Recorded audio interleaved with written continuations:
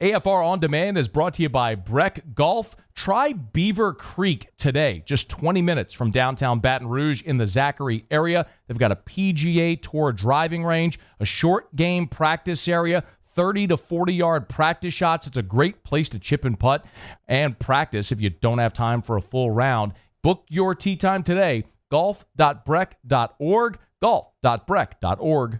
Matt Moscona. I'm very important. After further review. Say it one more time. After further review with Matt Moscona. And here we go. ESPN Baton Rouge, New Orleans, Alexandria.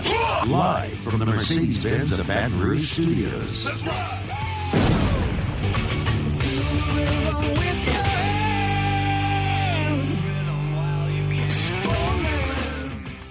Hour number 3 of a Thursday edition of After Further Review, presented by the Aesthetic Medicine and Anti-Aging Clinics of Louisiana.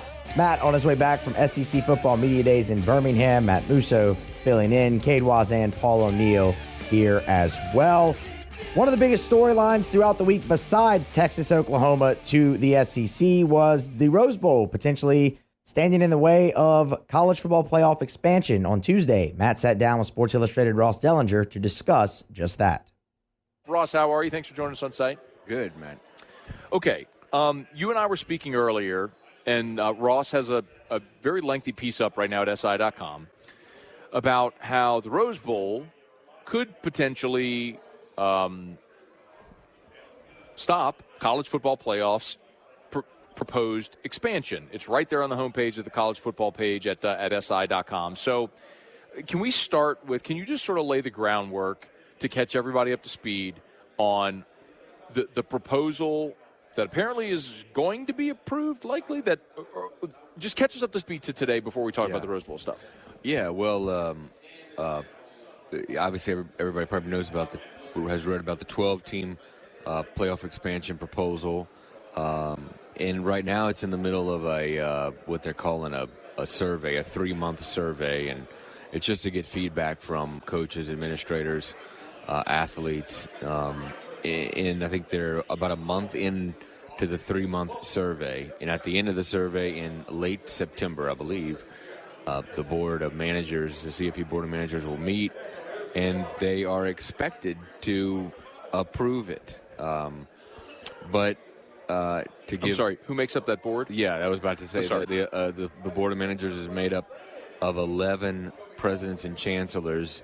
Each represent the 11 or the 10 FBS conferences plus Notre Dame's president. And so the issue with the first of all, it's got to be unanimous. It's got to be 11-0 to break the contract and approve the playoff expansion. The current contract now goes through through the 2025 season.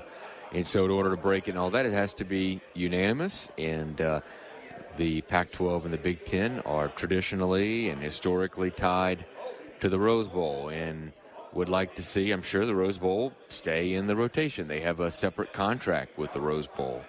And so if the Rose Bowl doesn't want to, which my story is about, the Rose Bowl potentially not wanting to move its date and time, and the Pac-12 and Big Ten feel that they want the Rose Bowl a part of it, they could hold up the playoff. They could hold up the expansion in the voting process. When, under the proposal, would the expansion take place? That's not known. The earliest it could take place is 2023, but that is not something that was part of the proposal. There's no date or anything. But it's been pretty clear to me that they'd like to do it before the contract runs out. But we might be in a position where that can't happen because, again, of the issue with the Rose Bowl. Would that issue preclude expansion after the contract in 2026? Maybe.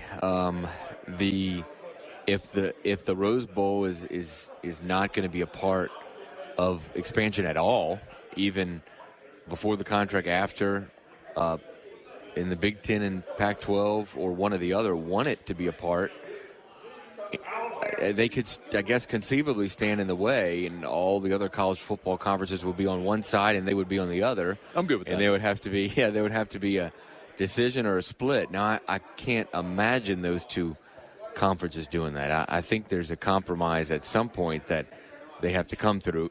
And as I mentioned in that story, the biggest compromise option is the Rose Bowl remaining in its date and time, which is mid-afternoon local time kickoff out in California on January 1. It's to remain there and be a permanent quarterfinal. The quarterfinals are supposed to be on January 1. So it's conceivable it could remain there. That's kind of the compromise. Right now, the proposal is for 6 bowls, presumably the New Year's 6, to rotate quarterfinals and semifinals. So you could have the Rose Bowl just say, hey, we're just going to be a quarterfinal and we'll stay on the date and time. That is kind of the compromise. But one, and somebody here at SEC Media Days mentioned this to me, it's kind of unfair to the other bowls. The Rose Bowl gets a standard every year date and time, and nobody else does. But also, in a way, the Rose Bowl has to bite the bullet and not host a semifinal. But they are wedded to the parade. As it's the Rose Bowl parade, the Tournament of Roses, has been said to me many a time. There's a parade and it's followed by a game. So the parade is the big thing, and it's an issue. This shouldn't be a surprise to a lot of people. This has been right when it was proposed. This was immediately what I heard from commissioners and other people at the CFP is going to be the hang-up is the Rose Bowl in its date and time. So and Ross Dellinger's with us here, Radio Row, SEC Football Media Days, coverage brought to you by Garcia Roofing, GoFlow IV and Spa, and AccuTemp. If the Rose Bowl is a permanent quarterfinal, that means then they no longer maintain their Big Ten Pac-12 matchup. Because if they're a quarterfinal every year, the only way they get a Big Ten Pac-12 matchup is if, in that given year, a quarterfinal matchup happens to pair a Big Ten and Pac-12 team. Yeah, right. I think so. It's less about the teams and more just about the date and time. Probably, yeah. Yeah, I think so. Now, what would happen is, again, compromising. I think the CFP would try their best during the process of selecting the teams and placing the teams to put at least one of a Big Ten or Pac-12 team in that game. It's hard to get both of them in there. That could be difficult. But at least one person involved in the process did say that a compromise could be at least giving them one of those teams, in a quarterfinal, which is conceivable. A West Coast team that makes it to the quarterfinal, it's an easy one. What? You're getting a kick out of something on here, aren't you? It's just so stupid. Yeah. The entirety of the college football model is going to basically halt when everybody else wants it because you want mountains in the background during sunset. Let me correct you on that. What are we talking about, man? I think stupid. I think most of everybody else wants it, but I am slowly seeing stuff trickle out, including today that I'm sure you've seen. Dabo, yeah. And Mac Brown said the same thing, and there's been some coaches and players here. In fact, talked to Shane Beamer about it. That there is concern over the amount of games. I'm that sure 2 teams will play. That's correct. There's only. I got an idea. Yeah, You know a lot of people. I got an idea. You can. There's only one extra game really for most people. I got an idea. Yeah, it's only. But we do away with the stupid conference championship games that are literally only a money grab. That's correct. It's the only reason those games are played. It's another TV window and a chance to generate upwards of 5 figures in revenue in one pop. Good luck. Getting this conference no doubt Ross. That, but anybody that says it's about the number of games played, you're full of bleep. Yeah. You're full of a mountain of cow poo is what you are. The way the CFP did it, the proposal makes a lot of sense because likely the teams that are in championship games, so playing that extra 13th game, will get a bye for the 6th, right? Get a bye into the quarterfinals. So there's only going to be one game added for most of the team, right? Yeah. And there is that thing where you could get 2 games at it if you play. And you got to do a lot of math and stuff. So, yeah, it's not that many more games. And it's weird. It's funny because you hear both sides of it. I've had coaches say this whole more games thing is ridiculous. And you hear ADs say the same thing, like, FCS plays 16 games, the NFL, blah, blah, blah. I mean, you hear a lot, but then you hear stuff like Dabo and Mac Brown and other coaches complain about it. And athletes mention that they're concerned about it, so. But I guess, Ross, and this isn't a shoot the messenger thing, it's just the conversation. It's the same thing people said when they went to the BCS and added a game. And then when they went to 4 teams and added 2 games. It's the same argument no matter how many times you do it, and you know what, the world doesn't fall apart whenever we do it, and it won't with this as well. I have another idea. How about we get rid of the crappy body bag games that nobody wants to see against FCS opponents and then go back to a 10-game regular season and get with all games that people actually care to see instead of wasting our time with nothing but opportunities for teams to get a gate receipt? Well, you beat me to it. I think that is a good solution is cutting a game or 2 off of the regular season. Again, it'll never happen. It'll never happen. We're not going to go back because it's more about money, and it's not about how many games you play. It's all about generating gate receipts. That's it. Okay, I have another one. Ross Dellinger's with us. I have another one about the Rose Bowl. I don't know if you've had this conversation, but the Rose Bowl has been part of this postseason and has moved off of its day and time.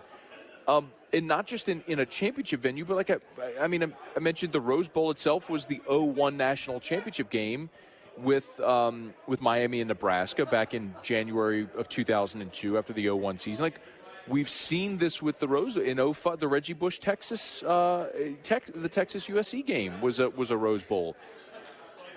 Why? I mean, I know they've always pushed back, but why now are they saying no more?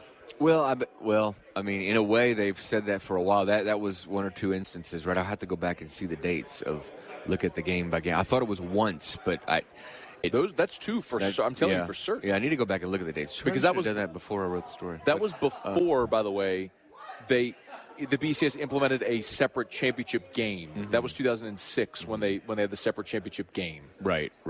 And it was also before this latest contract with the Big Ten and the Pac-12 and ESPN, which says that the game has to be at this date and this time. It's contractually in that contract. So that was before all that. They, like I said, they're committed to playing. As you see that picture, you're looking at the story in the picture of the beautiful sun setting, Matt, on the San Gabriel Mountains. And that's what they. I love college football. That's what they want, and that's what they're committed to, and they're committed to staying after the parade and being that and all that. So. I love college football. I love watching the Rose Bowl. I think it's beautiful.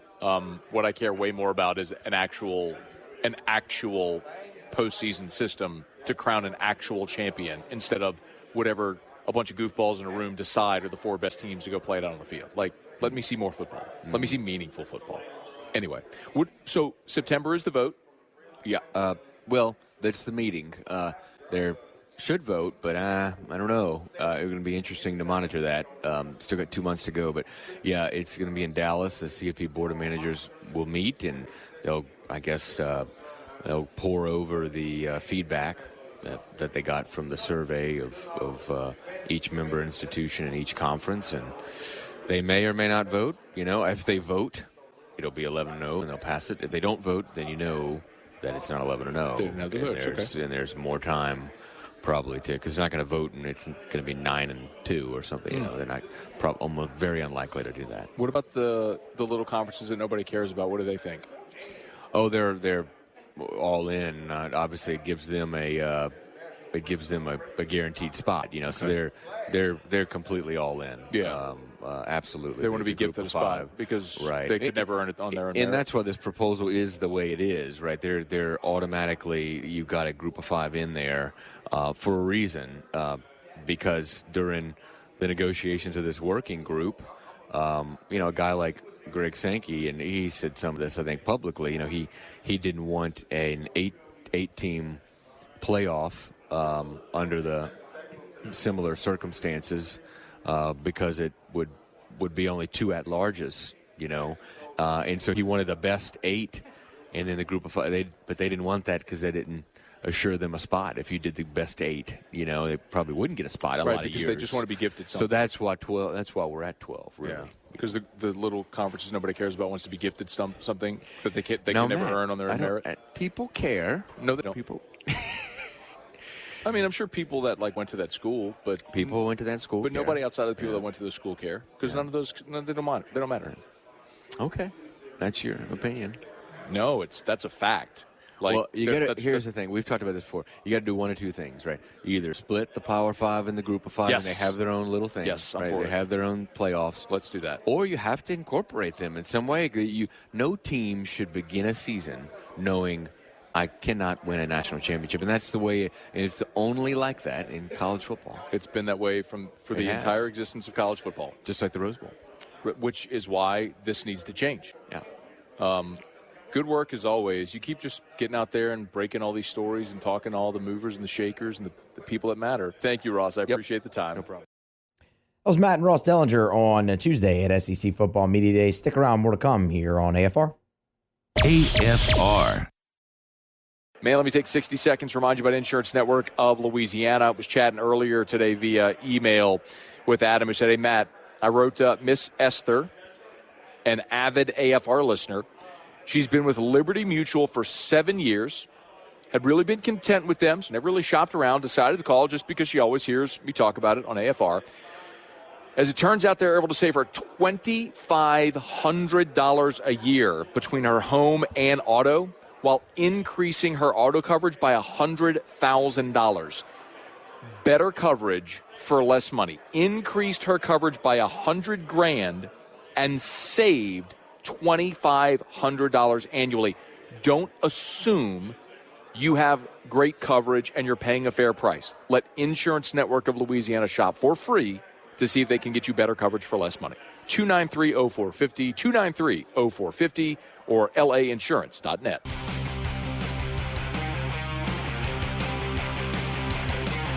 Live from the 2021 SEC Football Media Days, presented by Garcia Roofing. After further review with Matt Moscona, presented by the Aesthetic Medicine and Anti-Aging Clinics of Louisiana, Baton Rouge, Lafayette, and online at theantiagingclinics.com. ESPN Baton Rouge, New Orleans, Alexandria.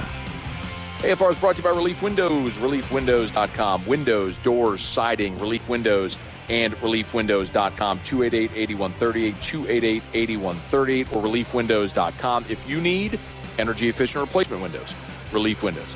If you need beautiful entry doors, Relief Windows. Hardy plank or vinyl siding. We're talking about a lifetime warranty on labor, material, and glass breakage, Relief Windows. And our friends at Relief Windows are hiring. So if you want a career instead of a job, if you want to work at a place that's going to challenge you every day, a place that's not going to limit how much you make, where there's a bonus structure, where there's a competitive base salary, where you also have both health and retirement benefits, that's Relief Windows. If you are looking for a job, if you are looking for a career, Relief Windows is looking for you. 288-8138, 288-8138, or of course you can apply in person. Go meet with Brandon Holly and the great gang over at Relief Windows. 288-8138 or reliefwindows.com. On Monday, Matt was joined by LSU right tackle Austin Deculus on Radio Row, and the two talked the 2021 LSU Tigers. Now we get to flip it over to the purple and gold. Austin Deculus is here with us on Radio Row. How you doing? How you doing? Doing awesome, man. You said he had to come all the way to Alabama to get on the radio show. I know. Yeah. It's like a whole different state and area code, but we got it. Well, and you got to get on Bonnet and Barrio and all these guys, and let you spread the wings a little bit. So, exactly. So based on what your expectations were coming here today, and then now at the end of your day, what did you think, man? How did the day go? I think it went amazing. This is my first time ever doing something like this. Going into it, and still now, I'm extremely thankful for everything. This was a great opportunity just to come and talk about the great, LSU, just being able to be, like Coach O says on the way up here, being one of the three guys to represent such a great and prestigious university. So, someone asked, I was doing an interview earlier today, so the way this works on Radio Row is a lot of times, when the team you cover, it's their day, the people who are here covering that team do a bunch of interviews. So if people wanted an LSU perspective, I'd do a bunch of interviews. A guy down there asked me, was like, hey, what are we going to learn today about Austin Decula? So I said, whatever you want. That guy's been here forever. I mean, like, exactly. But you know what's interesting about you? So you come in as part of the transition in 17, the build to a championship, the dip last year, and now whatever this year will be. Exactly. When you look at encapsulate your entire time at LSU, how do you describe it? Because, dude, you have been here for a while. Dude, the loss to Troy, the win over Georgia in Tiger Stadium, a national championship. The beating of Florida 2018 season, 2017. The 17-16 game, the week after. So, I mean, dude, it's been a ton. So when you think about your time in total, now that you're here going into your final season, what's it like? I mean, what are you thinking about your time? When I really look at it and I look about all the games I've really played in, I have to really sit back and look I played in some games that will be remembered forever. I might not have won some of them. Everyone knows about the A&M game, 7 overtimes. God awful. That was a long game. But sitting back and just being able to see what my resume of college football and all the games I've played in, all those experiences, it's really breathtaking. It's crazy because you get to see. We played Georgia. Like you said, playing Georgia, you go to the 2019 season, everyone knows about that season. You go, whenever we play Florida this year, Cade making that crazy, basically blindfolded kick into the uprights. So when you really look at it, it's just crazy. It's just, I couldn't ask for anything else. I couldn't have, if I really went back into it, to recruiting and all that, I would never have changed my decision. I love LSU. I'm a die purple and gold, and I'm just going to always be grateful for this university. So. Why'd you come back? Coming back, it was like I said, with LSU giving me so much and just being able to, how much it's gave me over the years, the opportunity is presenting in front of myself and just being able, out of a personal aspect, just being able, not going 5-5 after the 2019 season. And then all of us came together, just being able, to say, okay, 2019 season, yes, we have a great offensive line. But when you go back into the history books, you go back into that, to the feed and everything, what everyone's talking about, the offensive line 2018 season, people weren't that confident in us, just like they were now. But my hand was in the air. Exactly. Yeah, absolutely. So you have people that weren't extremely confident in the offensive line, and we came back, and you saw what happened. And I was talking to the guys about that, and they were really we really sat down. We told ourselves that we could really believe in achieving that goal. So being able just to have that overall, because that can just be powerful, having an image in your head, and everyone in the room believes it, is crazy. So. It's interesting, man, because I just, before you came here, I had Zach Carter on, and he gave a similar answer just about what it meant to him to win at Florida. Yeah. And, and we're in this era now, Austin, of NIL, and there is a fan perspective that it's less about LSU, purple and gold. It's more about the individual. But, man, it's hard to hear that and not understand, the love that you have for LSU, wanting to win at LSU. Yeah. Do you think, I'll ask you the same question I asked him, do you think that you are kind of an outlier, or do you think that's the majority of the guys in that locker room? I believe everybody that is going to suit up this season, that's going to play for the Tigers, has LSU as their number one priority. And we've talked about this, NIL stuff is coming up.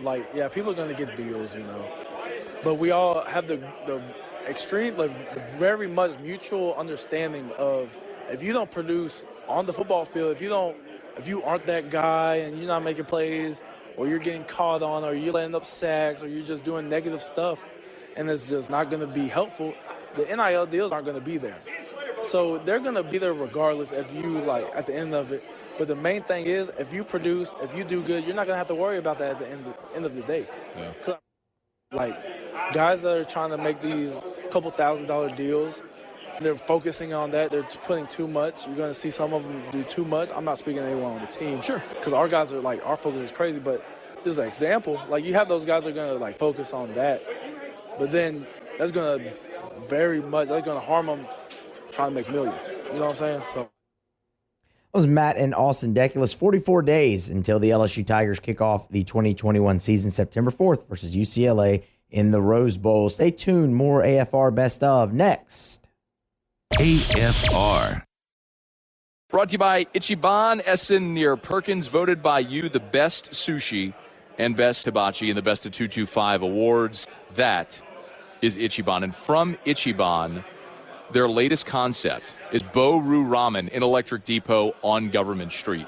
Authentic Japanese ramen. Absolutely amazing.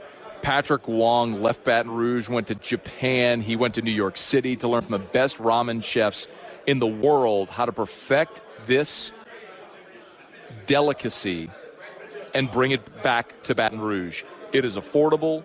It is casual. It is delicious. It is Bo-Ru Ramen in Electric Depot on Government Street. And Bo-Ru is attached to the Sweet Society dessert shop. So you can have your dinner at Bo-Ru. You can have your Japanese ice cream at Sweet Society. You can make a full night of, make it a date night and go see our friends. Try something new tonight. Try Bo-Ru Ramen in Electric Depot. Live from the 2021 SEC Football Media Days, presented by Garcia Roofing. After Further Review with Matt Moscona, presented by the Aesthetic Medicine and Anti-Aging Clinics of Louisiana, Baton Rouge, Lafayette, and online at theantiagingclinics.com. ESPN Baton Rouge, New Orleans, Alexandria. Pleasure to remind you as always about the Williamson Eye Center, 924-2020, 924-2020. You know, when it was time for me to make that leap, LASIK was the perfect option for me, and I trusted Dr. Blake Williamson. My dad had a lens replacement. He trusted Dr. Blake Williamson. So did Jimmy Ott and Paul Maneri and guys like Devin White, Caleb Chasson. So many other athletes and just everyday Joes like me have trusted their eyes to Dr. Blake Williamson and the Williamson Eye Center because they're the best. 924-2020. Go for that free consultation. If you've ever dreamed of what it could be like to live your life without contacts or glasses, it's possible, no matter your refractive issue. Go for that consultation. Make the call, 924-2020, 924-2020. Do it right now. Call the Williamson Eye Center, 924-2020, or WilliamsonEye.com. Of course, when it comes time for media days, whether it be the SEC, whether it be the Big 12, Big 10, Pac-12, ACC, everybody refers to it as talking season. It also means that it's preseason football magazine season, and that means it's time for Matt's annual chat with Lynn Scarborough. That took place earlier this morning on Radio Row. Every year we catch up with our friend Lynn Scarborough, Lindy's Magazine, everywhere you get your magazines. Of course, it's preseason magazine time. One of the best, of course, is Lindy's. Lynn, we always appreciate a couple of minutes. How are you? Hey, Matt, always good to see you. Always look forward to this time of year. Missed it last year. I know. And there's some buzz around here that we might not be back in Hoover next year. Maybe Atlanta, maybe Nashville. We'll see what may happen. You're shaking your head. Oh, yeah. If anybody from the Atlanta Chamber of Commerce listens to your show regularly, then I'm probably going to be banned from driving into Fulton County. Did you go when it was in Atlanta? I did, yeah. Do you have any redeeming quality to say about it? The backdrop was nice in the College Football Hall of Fame. The Radio Row was obviously very disjointed, being in a different building. But you know what? I do understand that if the league is trying to make it into an event where, you know, the Big 12 is at Jerry World and the Pac-12 is in LA. I mean, part of me gets that element of it, but functionality, this has worked nicely. But I wouldn't mind going to Atlanta or Nashville. There's a nice town. Nashville's a different deal. Yeah. Nashville's a different deal. Atlanta, other than the fact that Atlanta had no parking, that they had 3 different areas. You had the TV, the radio, and the print all in different places. Yeah. The fact that Radio Row wasn't any row. It was a boondoggle, the Chinese fire drill. With all due respect to the Chinese that might be in our audience, it was noisy. The food stopped at 1 o'clock, so anybody that was on the air, you couldn't get in there and get food. let's see, what other things can I say about it? Now let's compare. Lynn Scarborough not invited to Fulton County anymore. We'll get turned down next year. Let's compare that now to Birmingham, where we have a very organized radio row, which is probably about 3 first downs away from the print and the television. Right. So it's very convenient. This is the largest, I think, single mall in the state of Alabama. So we probably only have probably 12 to 15,000 parking places here, where you could, where you could park. In order to get some, of course, there's good food. Probably about 30 feet to our right that starts at 11 o'clock, and if you're actually doing your job from 11 to 1, you can still get food. Right. We can keep going if you want to. Put Lynn in a stay in Hoover column. Yeah, I think I've missed 4 in 40 years. Easily the worst one, that the most inconvenient, impractical, illogical one that I've been to in about 40 years, when it's been at other places, is the one we had in Atlanta.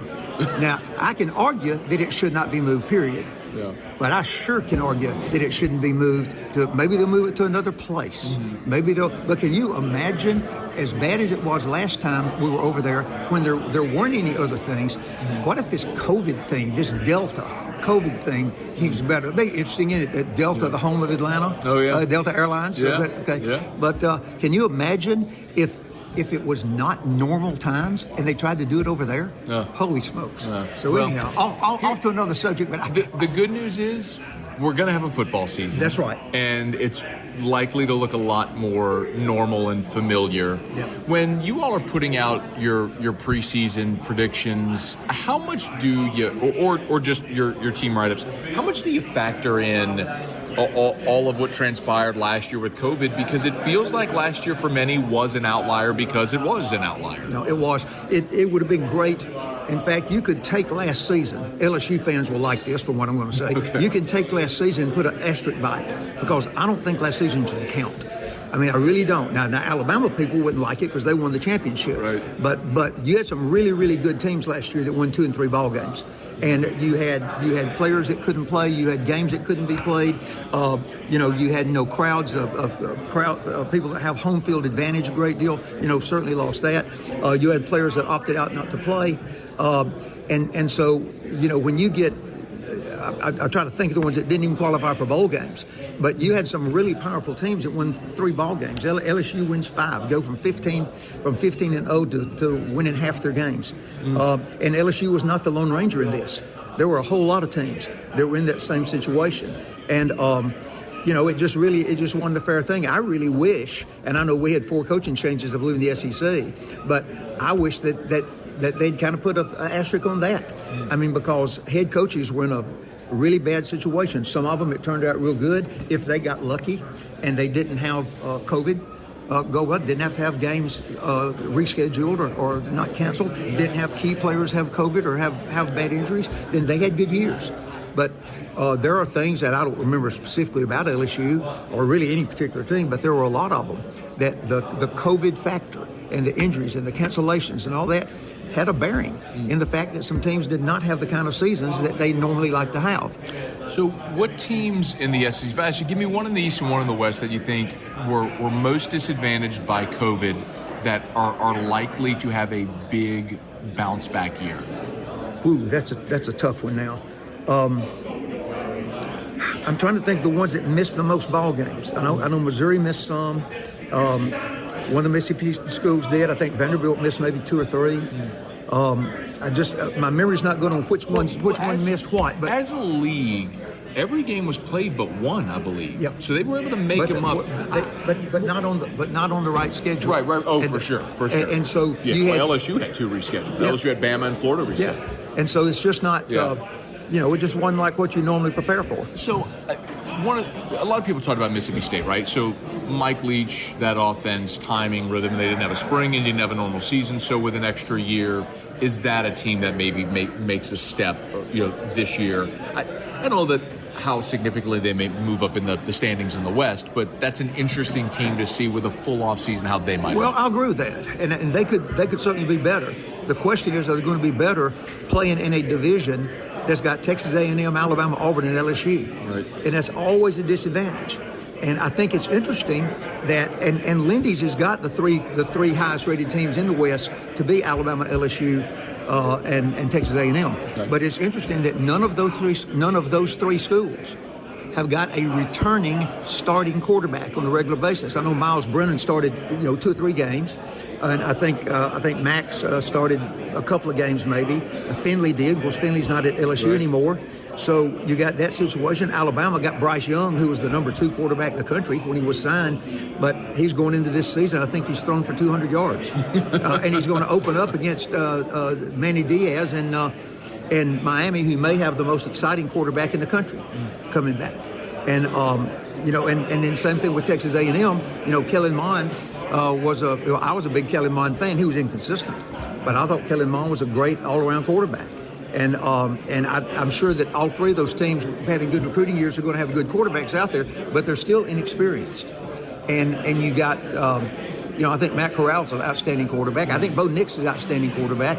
I think I voted for J.T. Daniels as first-team quarterback for the All-SEC team. Have you seen the results of that, by the way? I think they started releasing those on Friday now. They used to release it here on Thursday, but if I'm not mistaken, I think they're going to do it tomorrow. Friday. Yeah, I'll be interested to see how it goes.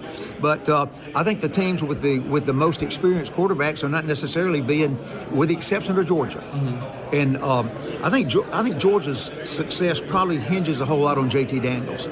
There's some really good games to start the season. In the first 3 weeks, you got LSU going to UCLA. All right, that's going to be UCLA's not the UCLA of old, but it's going to the Rose Bowl. You and I talked before. What a great place! I've covered a couple of games there. Great place to see a ball game. And how's LSU going to do there? Having to travel that far the first week of the season? Are the politics in California going to matter anything?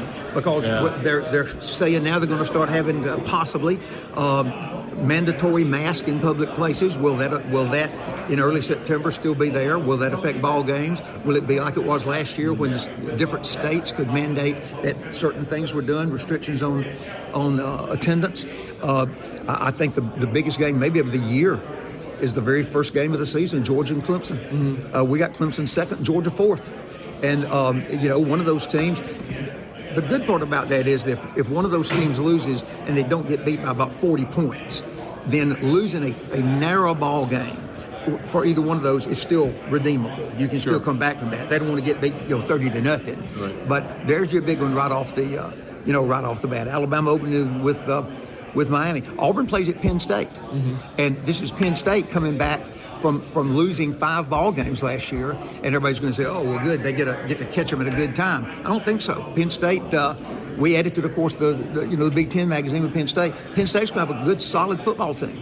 If Auburn goes up there and wins, that's going to portend really good for what Brian Harson's team's going to do. Yeah. But if they go up there and get beat 30-0, then we don't have Penn State picked to win the Big Ten. Got Ohio State, so we'll see how that goes. Just a lot of big ball games early on that will show a lot.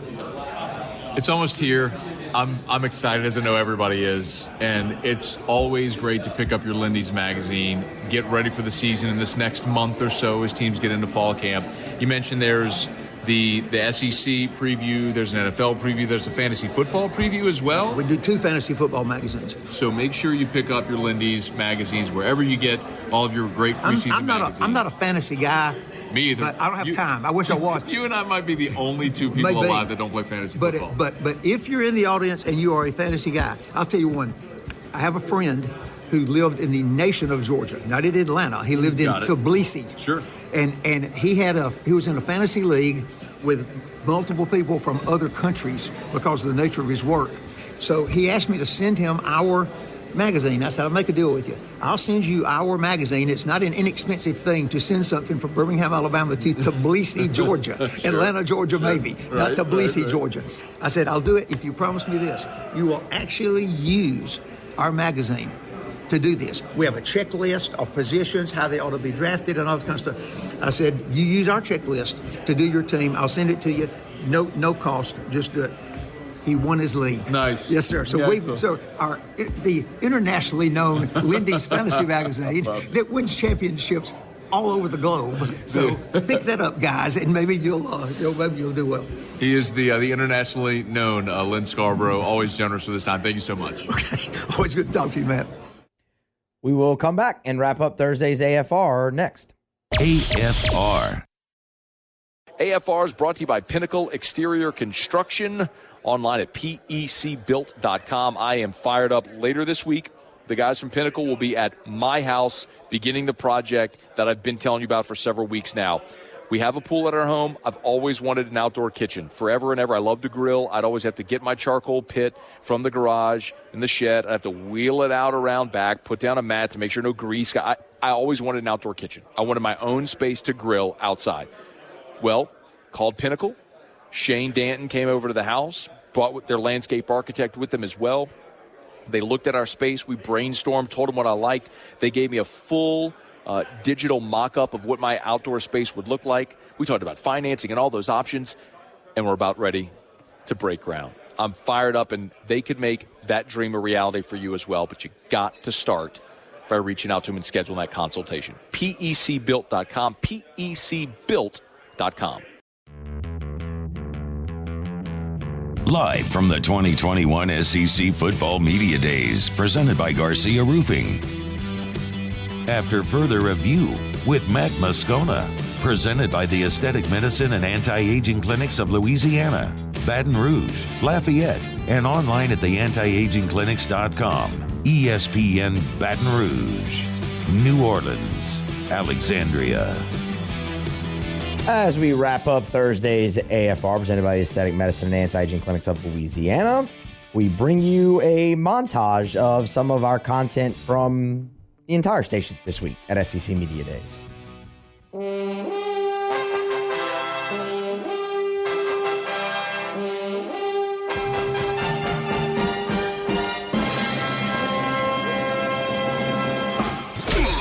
Good morning, everyone. Welcome back to SEC Football Media Days. We have a lot of guys returning with an experienced team. We have a very good team, a very good coaching staff coming back.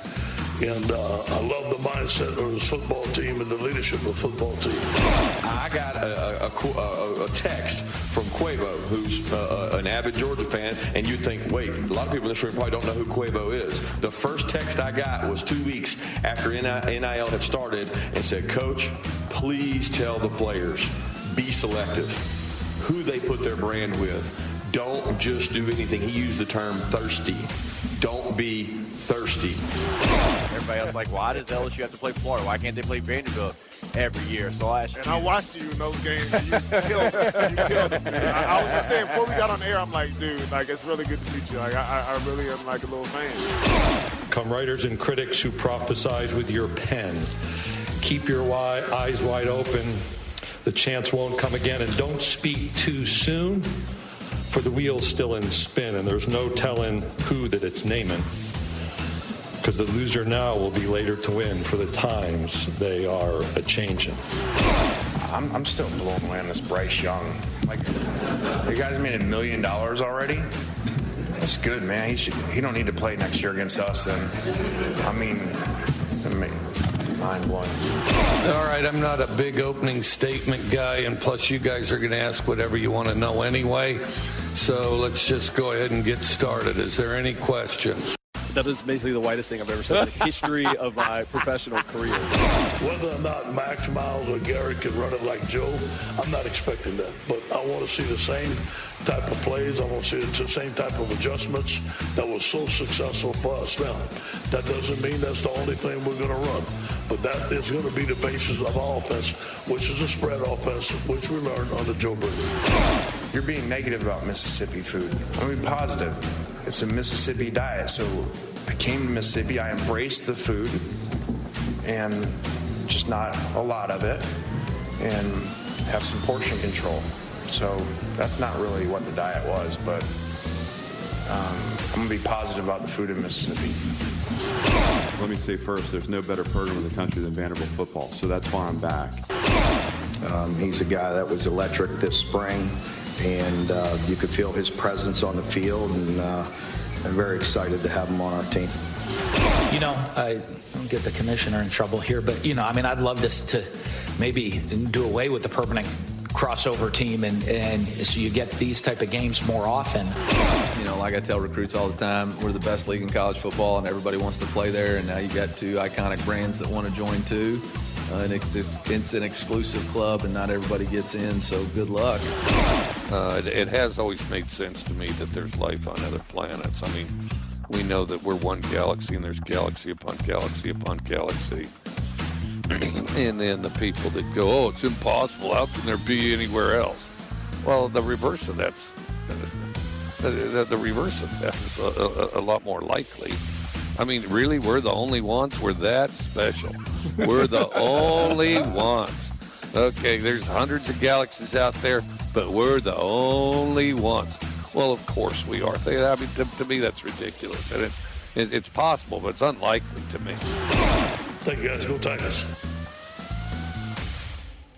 Man, I love Mike Leach. He's phenomenal. That's a wrap. SEC Football Media Days 2021. They are in the books. I'll tell you what, man, it was really good to have them back. Plenty of talking points coming out of them and really not even out of them. But, hey, football season's here. Friday's AFR tomorrow. Matt's back. AFR. We remind you about Michelli Weighing and Measurement, Michelli.com, Michelli.com, Michelli.com. ISO 17025 accreditation is available. If you right now are working or leaving work from your job or maybe at your job where your industry you weigh or measure something, you use the tools to weigh and measure, remember Michelli. They've been around since 1947. They're actually our nation's leader in scale distribution. It's amazing, but even if you're basically like a chemist creating craft beer, or if you're in one of the giant petrochemical plants in Baton Rouge or wherever you are, they've got offices all over the country. 29 different offices, calibration labs all over Louisiana and the country. And if there's not a Michelli office or lab near you, you can send your equipment to them to be calibrated. It's Michelli Weighing and Measurement. Learn more online at Michelli.com.